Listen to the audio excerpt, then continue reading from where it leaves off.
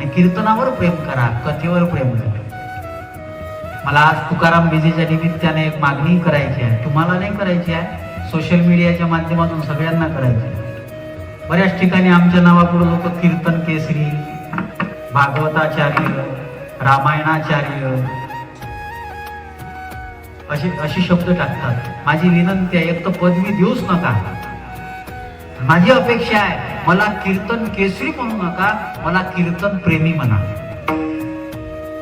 मला भागवताचा आचार्य म्हणू नका, मला भागवत प्रेमी म्हणा. मला रामायणाचा आचार्य म्हणू नका, मला रामायणाचा प्रेमी म्हणा. कारण माझं एकच ध्येय आहे, वारकरी संप्रदाय, भागवत, रामायण, संत साहित्य याच्यावर प्रेम करणं. याच्याशिवाय दुसरं जीवनामध्ये आता काही करायचं नाही, काही नाही करायचं. तुम्ही माझ्यासाठी टाळ्या वाजवा ही माझी अपेक्षा नाही आहे. तुम्ही माझ्यासाठी टाळ्या वाजवा ही माझी अपेक्षा नाही आहे. माझी अपेक्षा एकच आहे, जगद्गुरु तुकोबारायांची बीज आहे. संतांचं जे भूतकाळ आहे तो आपला वर्तमान आहे, आणि संतांचा जो वर्तमान आहे ते आपलं भविष्य असलं पाहिजे. ते आमचं भविष्य असलं पाहिजे.